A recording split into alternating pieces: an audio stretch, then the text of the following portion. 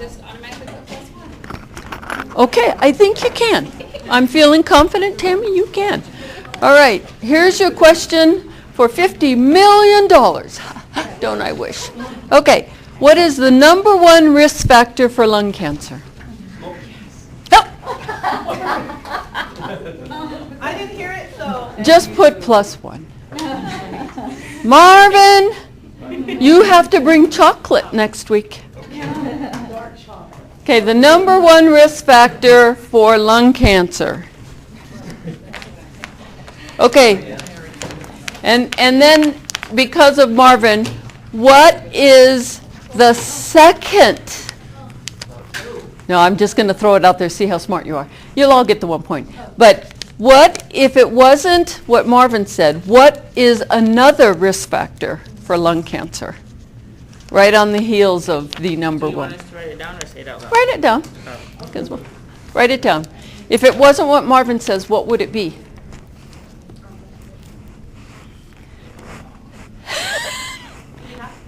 You don't have to. You don't have to.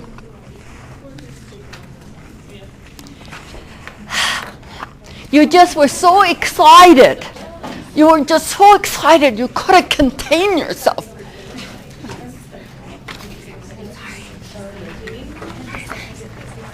The number one risk factor for lung cancer. All right, when you're done, I'll take your cards. And we're going to make Marvin say it again. Actually, we're going to make Marvin say what the second one was.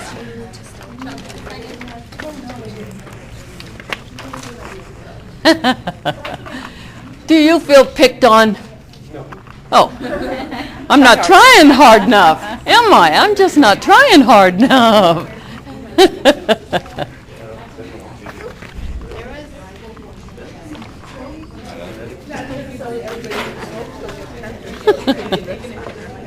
Yeah. Well, usually try to work at least 3 times a week. One of those is on the weekends. So Okay, do I have all of these very important cards? All righty.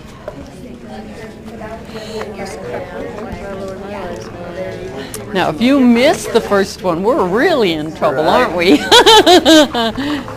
Okay, do I have all the cards? All right, what was the answer to the first one, the number one risk factor? Clean air.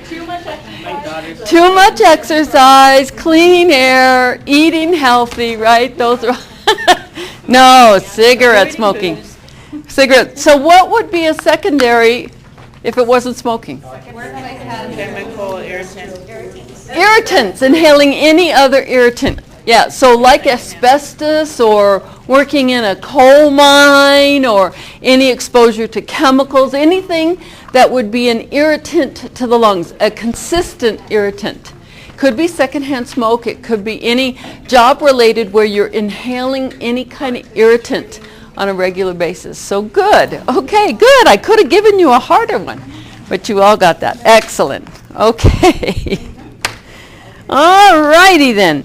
So today we're going to repeat the process that we did on Monday, only this time we're going to work with a lung cancer patient.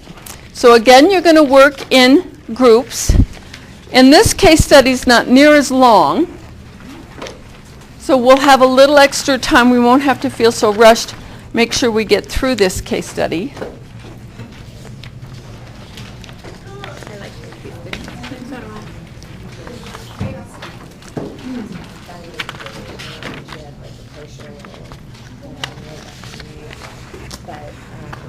And you all got the announcement from Teresa that you will be taking your test on Wednesday. You will be taking your test on Wednesday. Everyone got that memo? Now I provided the test in a format for the computer, but she wants it in hard copy too. So I don't know, it's out of my hands as to what format it's coming in, so you'll just have to wait to find out.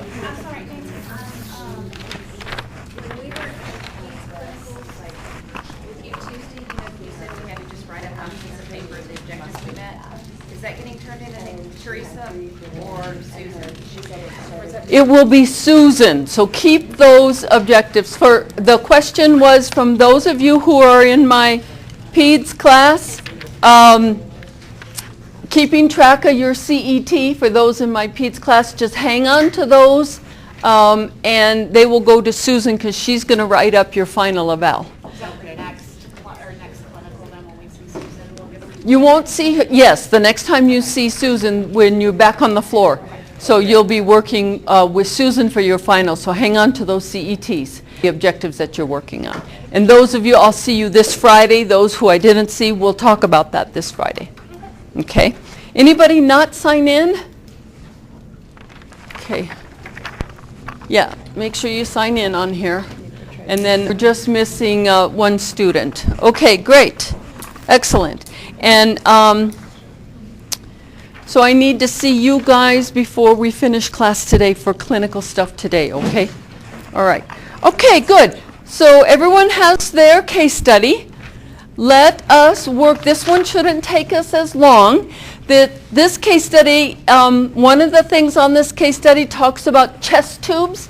There are questions on the test about chest tube and nursing implications. So I want to make sure we have time to talk about that today so that you make sure that you get those questions right on the test, okay? There's other stuff on here, but I wanted to point out chest tubes are on this test because that's not something we did in skills. And chest tubes are a little more complicated than the average skill. But you are responsible for chest tubes. Has anyone had a chance to see chest tubes in clinical? Yeah, did you have a chance to work with them at all and kind of look at them and get a feel for how they work?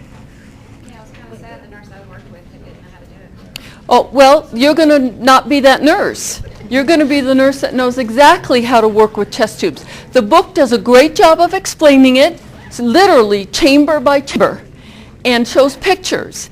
And, you know, I'm dating myself, but when I first came out, when I learned in nursing school, we had bottles. That's how old I am. I mean, we literally had glass bottles. And then they went to the Pluralvac, which is, and so my practice moved from bottles to the one container of the plastic Pluralvac, which is what's still in use today.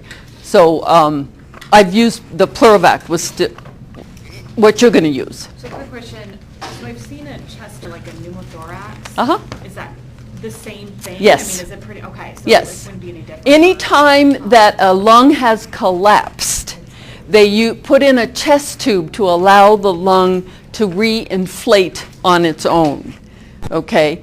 And so you're going to see a Pluralvac. Now you can have, like babies, they don't use the big Pluralvac for children. They use small plastic. They work the same way, but they're very, very small. And we can also use the small plastic bubbles. They basically look like little bubbles for small pneumothoraxes. They don't have to attach the big Pluralvac. Nurses assist the physician to put in chest tubes at the bedside. It can be quite traumatic for the patient. So you're usually the one given the pain meds when they put these in. The trochanters are about that around, the metal trochanters that they put in between the rib cages to get the tubes in there. So it's pretty invasive, but they can do it at the bedside with the nurse assist. So you really need to know what the heck's going on with those chest tubes and whether they're functioning or not. So we'll talk about that with your case study. Okay, so I'm going to give you about a half hour. Should be plenty of time to do this case study. So work as a team and answer your questions using your textbook, and then we'll come back at 1:45 and I have the answers. And then after today's class, I'll post the key on the Blackboard site so that, but I want to go over it as a group in class. Okay? All right, away you go.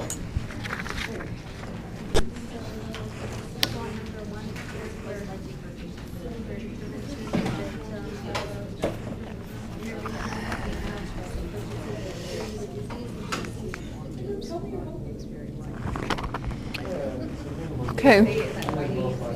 How's everybody doing?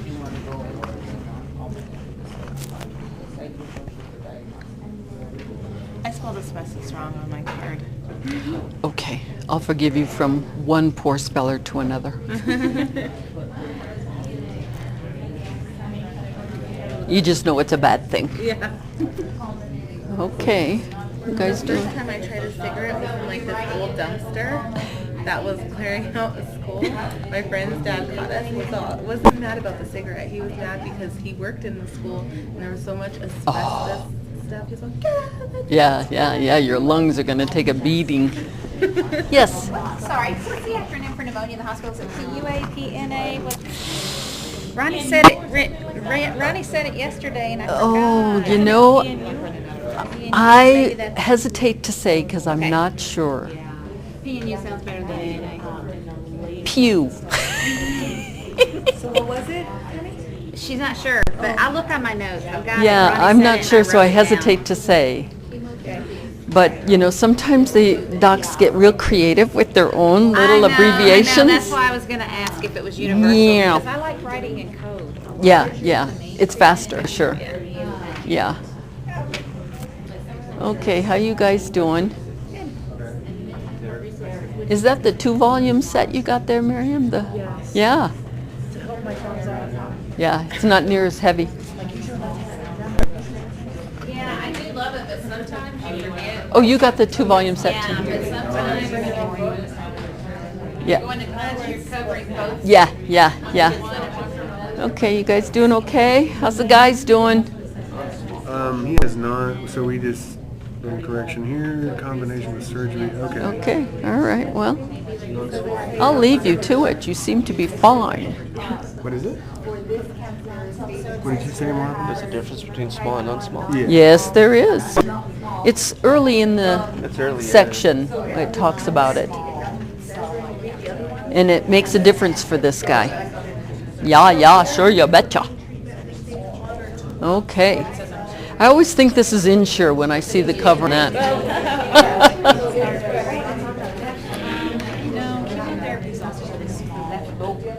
Right, because it has just that help, so maybe they. And it has that which has to. Right, yeah, so maybe Okay, good job. I like the group action instead of isolation.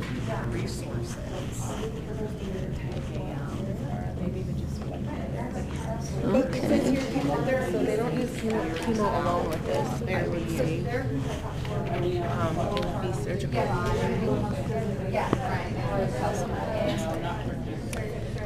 How you guys doing over here? Okay. Okay. All right.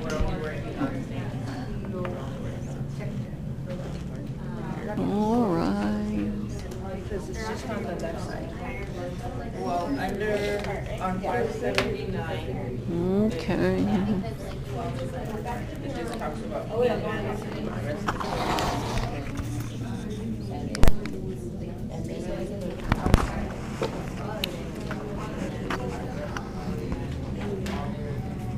Okay, you guys are down to the, okay, good job. Good job. Here it is, Prentice. Bottom of 578, excessive bubbling in the water seal chamber may indicate. All righty, good, good, good.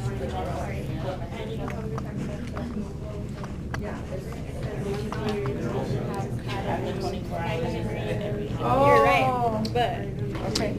It's that ever-popular butt. But, You're right, butt. then would it be like the wedge? Okay. All right, look at these industrious students going to town.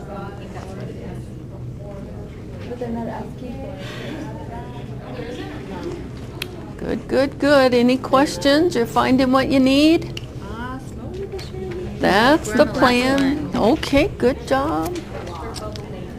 Pulling it out is half the learning. Yes, ma'am. How do you say? Thoracotomy or Thoracotomy. thoracotomy? Thoracotomy. Cotomy. Otomy. Anything that ends like this means taken out. Right. Otomy. Gonna take it out. Thoracic otomy. Yep. That's right. All righty. Yep, thoracotomy. Lobectomy. Ectomy, taking out a lobe. They need to do that stuff. Just kidding. No, a lobe. Oh, yeah, that's what I said. Yeah. Yeah, sometimes I feel like I need one of those. Just take it out so I don't think so much. Just take that out. Make me just happy all the time. How you guys doing? Good, good. Finding what you need? Scratching out things. Yeah. Okay.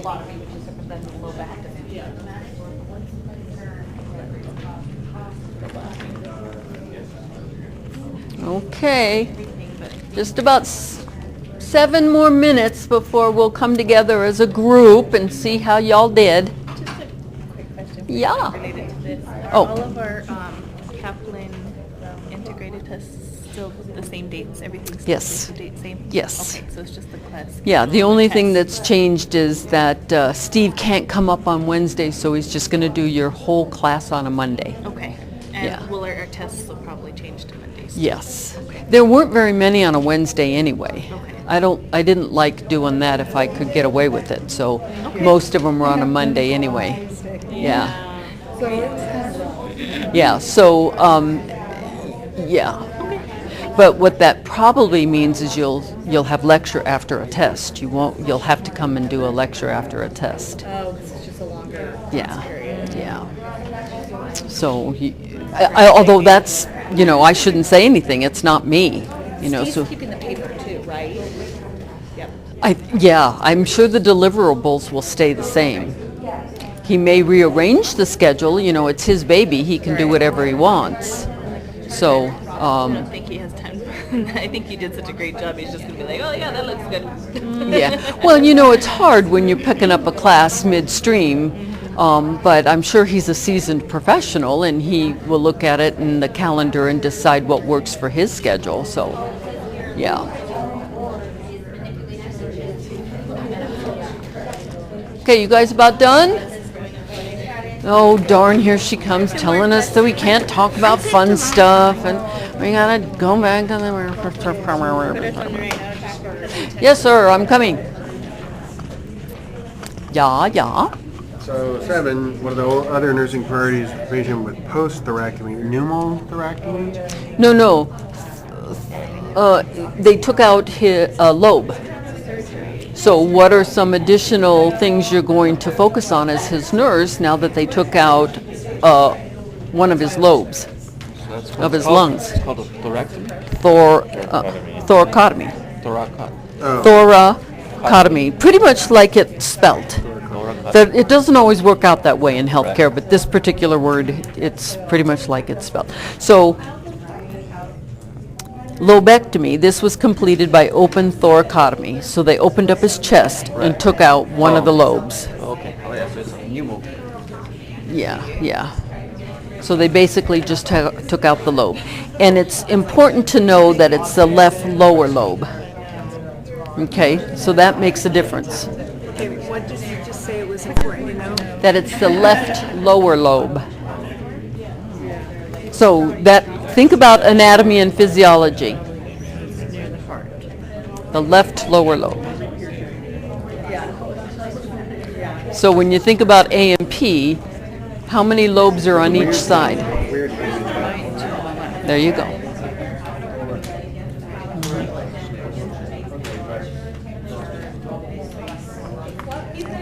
Okay, is everybody screaming down the last of your questions?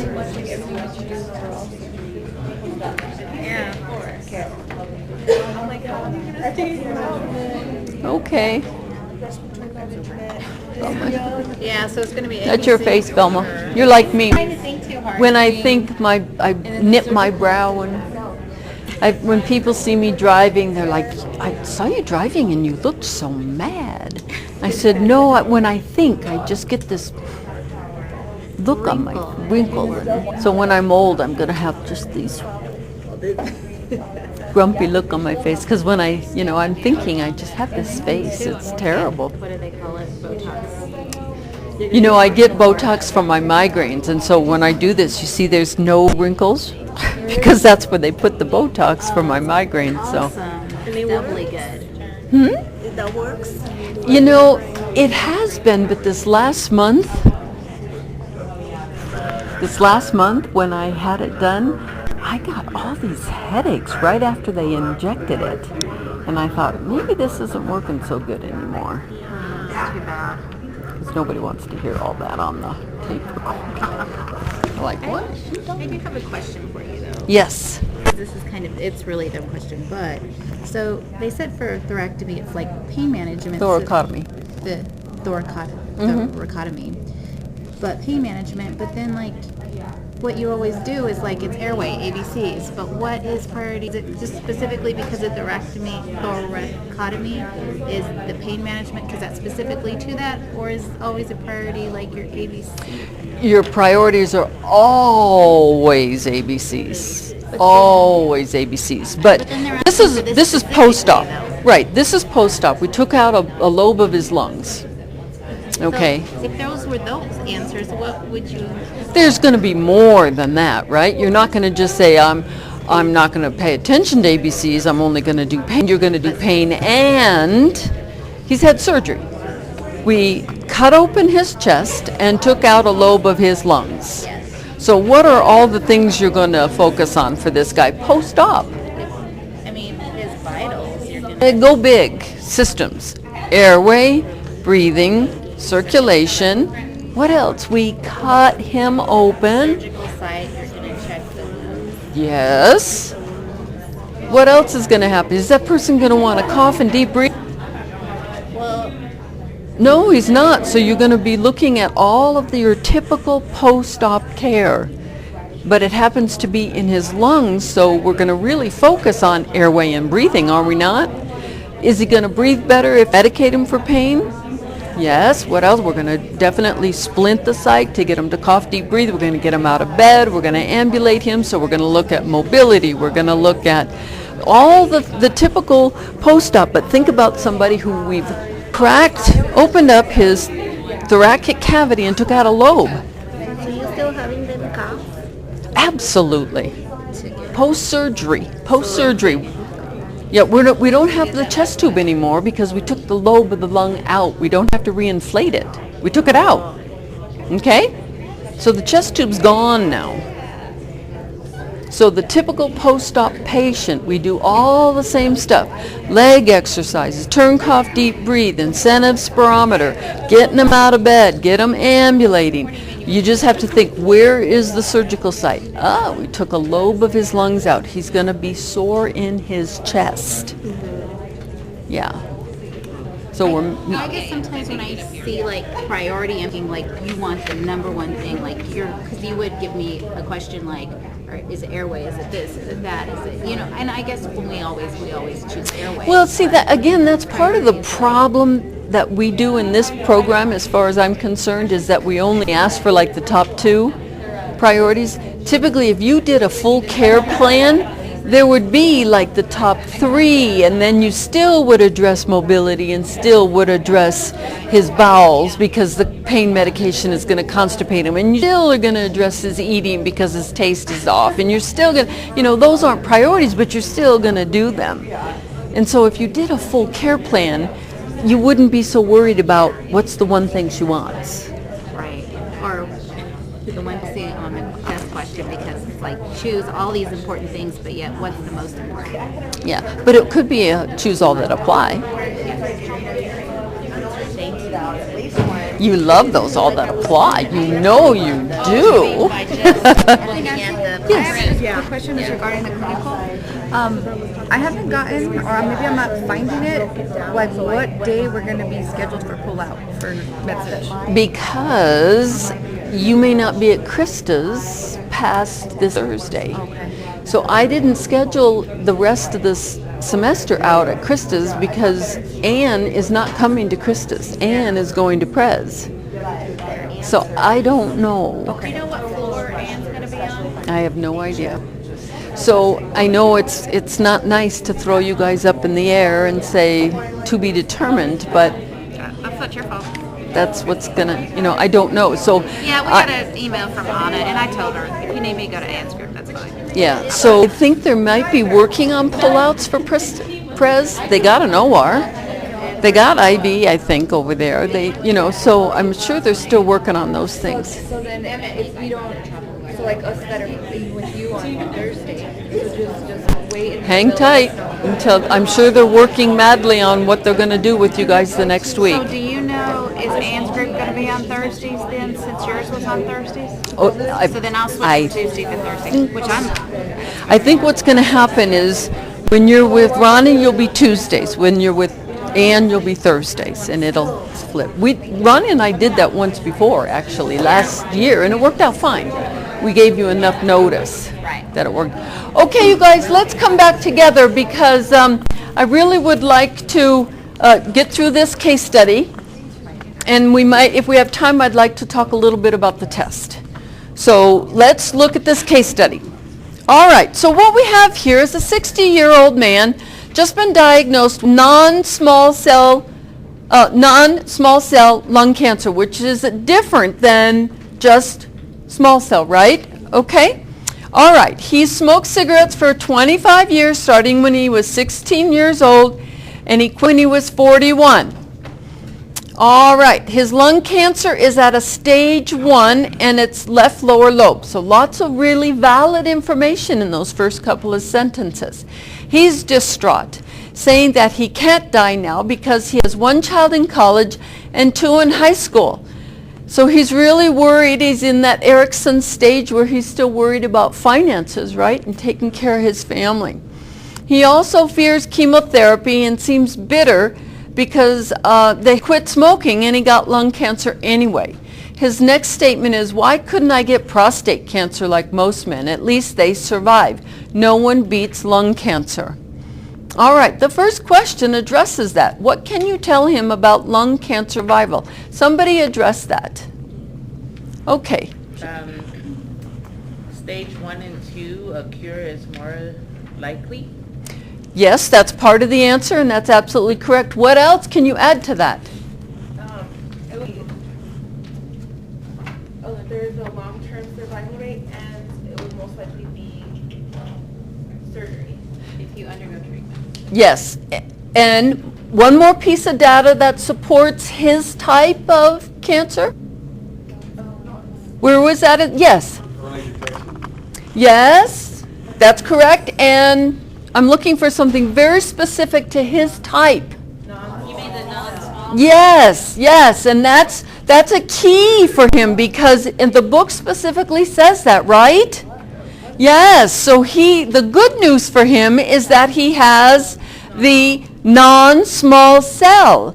And the book talks about the fact that because it's non-small cell and the stage 1, surgery is the treatment of choice, and it has a high probability of cure, right?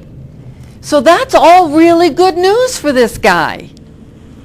Okay? So you can actually give him some really good statistics on that to support that. Okay? All right, next question. What can you tell him about the benefits of having quit smoking? So here's some important numbers that he gave you. He's 60. He smoked for 25 years. He started when he was 16, but he quit at 41. So how long has he been a non-smoker? Right, almost 20 years. Okay, so yes, he smoked for a long time, but he quit. And he's been a non-smoker for quite a few years. So what are some things that you can tell him on the positive side for quitting? Somebody? Yes. One of the things that we put was that he's not introducing secondhand to his family. Okay, so for his family, the positive is he's not introducing secondhand smoke. What else? Yes, Amit. Then, as soon as you stop smoking, the incidence of the lung cancer decreases. Yes, say that nice and loud for everybody. So when you stop smoking, the incidence of the lung cancer decreases. Yes, what else? To add on that, I put, by quitting, you've changed your overall health, which decreased the severity of the cancer you now have. And Yes. when you're proactive in your care, you found it earlier. Yes, because lung cancer especially, if it's caught early, it can be treated and you increase your chances of survival. Yes, what else? Anybody else got to add to that? Yes. That the risk is directly proportional to the total exposure as determined by the number of years you smoked and the number of packs you smoked. So since his years smoking is less than it would have been if he'd just blown it all off, he has much less of a Absolutely. egregious effect. Absolutely. So he actually improved his current risk with cancer, current diagnosis, and his treatment and his prognosis, all for quitting smoking when he did, and the length of years not smoking. All of that is excellent news for this guy. Not to mention what you mentioned earlier about his family and secondhand smoke. Okay? So that's all real good news for this guy. He also, one thing that wasn't mentioned is his surgery will go better as a non-smoker, and his recovery will go better as a non-smoker. Because you remember last semester when we talked about the whole surgical experience, smokers are at much higher risk because of the oxygen, lack of O2 on your hemoglobins, and exposure, the ability to recover. Excellent, good. What are the physical assessment components you would want to gather on this patient? Ideas? Raise your hands. Yes, sir. Yes, oh yeah, absolutely. Yep, so we want to know that. What other things? Yes. Like pulmonary, labored, breathing, painful, rapid or shallow. Yep. So a very in-depth respiratory assessment, starting with your vital signs, lung sounds, and then all the signs and symptoms that come with that. So absolutely, that's your number one focus. Yes, what else? About even like bone loss density.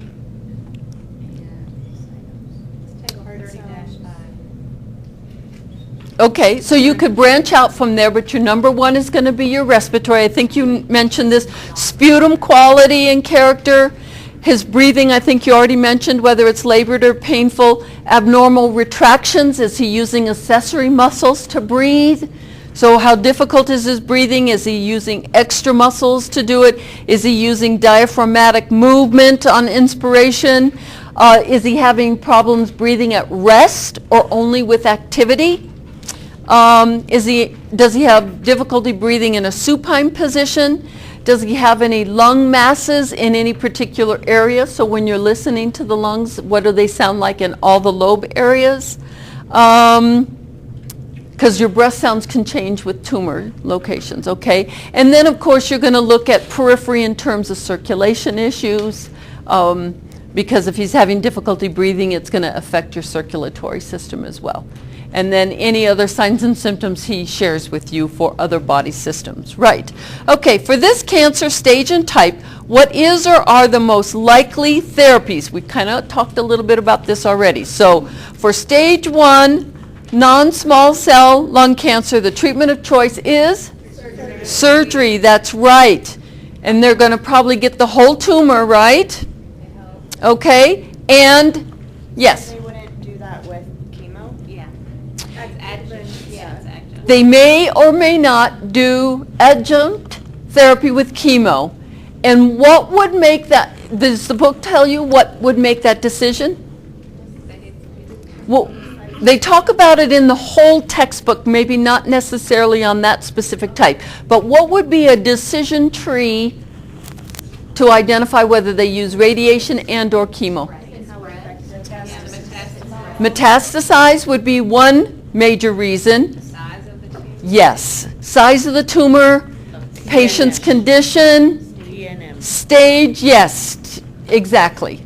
So they look at the whole patient situation and decide what additional adjunct therapy they're going to do. If they feel confident that they got the whole tumor, now we talked about this. What do they do when they take that tumor out? They look at the periphery and see, did we get it completely? They look at the whole outside edges to see if they got it periphery.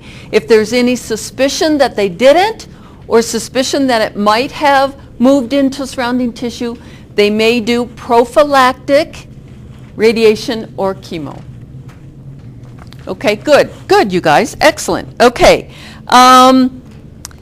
So then the other things that I mentioned a little bit to this group on the front table here, the surgery can now result in the cure of the disease. Additionally, because it is the left lung, remember your A&P, this side has how many lobes, right side? 3. This side has? 2. So what, if you lost your left lower lobe, what would be the overall effect on your respiratory system? What do you think? Think pathophys now. Same, less, more. What do you think the respiratory system's effect losing one lobe would be? About the same? I'm thinking it's, Increased? yeah, more egregious, because if it was a third of a lung versus half of a lung, So worse? yeah. Worse?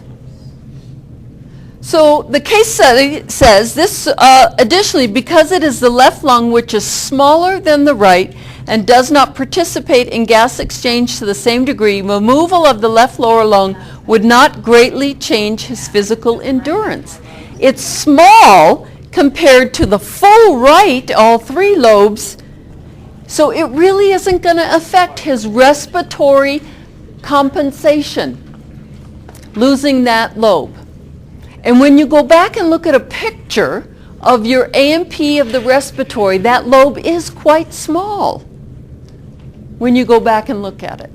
So actually this guy was dealt a blow of lung cancer, but in a sense he got the best of the worst, if you know what I mean.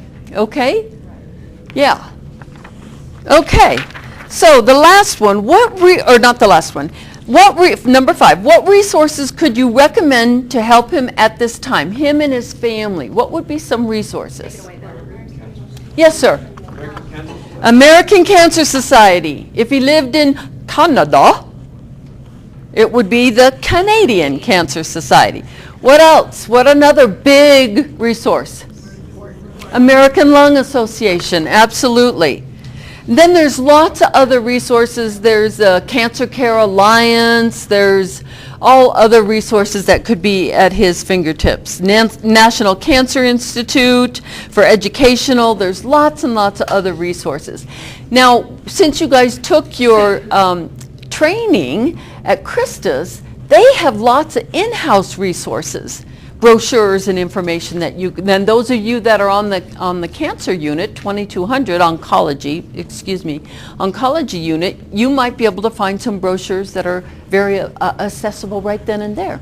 And something on that, I had met with a cancer care coordinator to talk to one time, and she told me that as nursing students, there's the Oncology Nursing Society, and if we sign up for their websites now when we're students, we don't have to pay any of their fees. Oh, nice. So it's Oncology Nursing Society, ONS, and you can sign up for students now, and they send you like flyers. Excellent. Everything you need to keep up to date. Good, good. So that might be an excellent resource for you if you're on 2200 at all this semester and are working with some patients who and family. Those would be great resources if you couldn't find them through the intranet at Krista's or for future. Wonderful. Okay, so 1 month later, this patient has surgery to remove the tumor and the left lower lobe of his lung, lobectomy. This was completed by open thoracotomy. The surgeon has placed chest tubes, the Plurivac system, and the patient is now on the post-operative surgical unit for recovery. Identify the key nursing care priorities for the patient with a chest tube. Okay, so in your text on page 579, chart 30-1 are all the key nursing components. But I want to point to page 577 at the bottom of the first column into the second column, and the next page is critical information about the 3 chambers of the Plurivac system, what each chamber is, and I was going to go over it in class, but I want to get to the test, so I'm not going to. It has the key information about those 3 chambers, what they do, what to look for, and how they work. There will be no test questions on those 3 chambers, but you should know them what the test questions will be in terms of the nursing implications, okay? So we're looking at the management of chest tubes.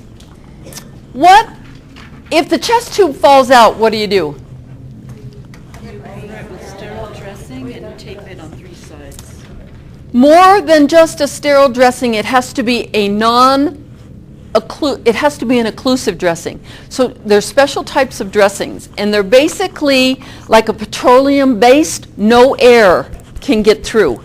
They should be at every patient's bedside who has chest tubes. The dressing should be at the bedside. So you can rip them open and slap them on the side of the chest. No air should get in there. Okay? So a non-occlusive dressing. The other thing that should be at the bedside are clamps. Clamps should be at the bedside to clamp the tubing. Should be at the bedside. Okay? The other thing is you need to monitor the drain for fluid that comes out. It's considered output. So you guys need to monitor and mark it on the Plurivac. So hopefully you'll get a chance to look at some chest tubes this semester and you'll see markings. What would be the expected output from when the chest tubes are first put in as the patient progresses? What would you expect to see? Less and less, exactly. So when you look, you write right on the Plurivac. So you would put 8, 29, 1500 if you are on 8-hour shifts or whatever time it is, and your initials, mark a line, and that from one point to the next would be your output. Okay? You also want to make sure that it's bubbling, which means that the air is being drained, and you want to see that it's fluctuating. When do you think it would fluctuate? When would you see it would fluctuate? When? Breathing, absolutely. So that's going to move as they take deep breaths. Do you think it's painful? Yes. Yes, it's painful. So do you think that patient's going to cough and deep breathe? They're going to. How do you think their breathing is going to be? Shallow. So what do you think they need in order to take some deep breathing? Pain medication. So you're going to assess pain, you're going to give them some pain medication, and then you're going to work with them on turning, they're not going to turn, but they're going to cough and deep breathe. Use that incentive spirometer, and you're going to have to work with them to get them to do that. So I've kind of summarized this, but you can see the patient, drainage system, and immediately notify the physician or rapid response. If it's more than 70 miles per hour? If you see an increase after it's been decreasing, we got a problem. If the patient goes from having somewhat of a steady breathing to dyspnea and shortness of breath, we got a problem. Tracheal deviation. Tracheal deviation. When the lung is collapsed, which way does your trachea go? Towards empty space. Towards the empty space, that's right. So if they have a chest tube and you see tracheal deviation towards the chest tube, what's happened? The lung has collapsed with or without that chest tube. So anytime they have a chest tube and you see tracheal deviation, the lung has collapsed, the chest tube is no longer working. Okay? So those are some of the key things that you need to think about with the chest tube. So hopefully, Tammy, if the nurse you work with doesn't know what to do, you can teach them. It's okay, we learned together. Okay, excellent. All right, what are the other nursing care priorities for a patient post-thoracotomy? We've mentioned 1, 2 actually. We mentioned pain management. Pain management, what else? We mentioned respiratory management, what else? Positioning for comfort. Okay, so that will fall under pain management.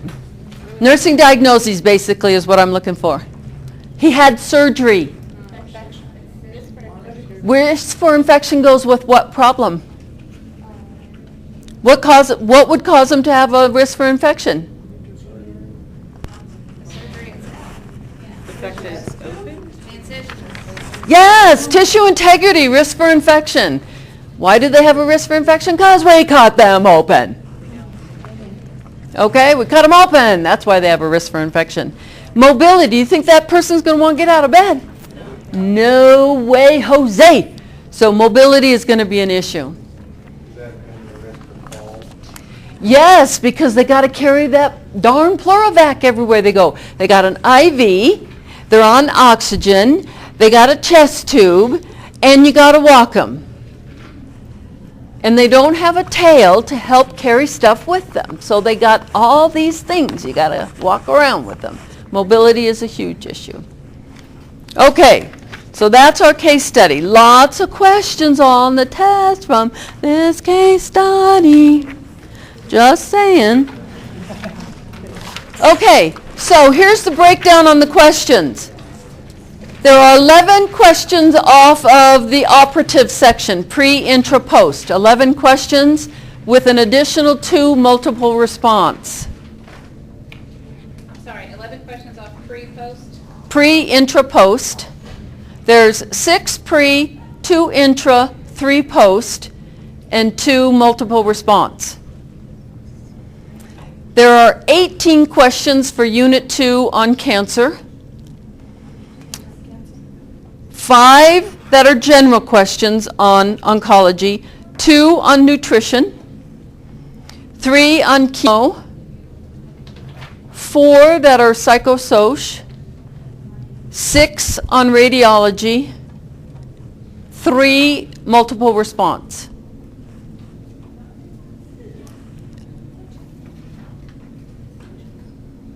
You got that? Can you read that again? Okay, I'll read it again. 18 on Unit 2, which is cancer, oncology. 5 general questions. 2 on nutrition. 3 on chemo.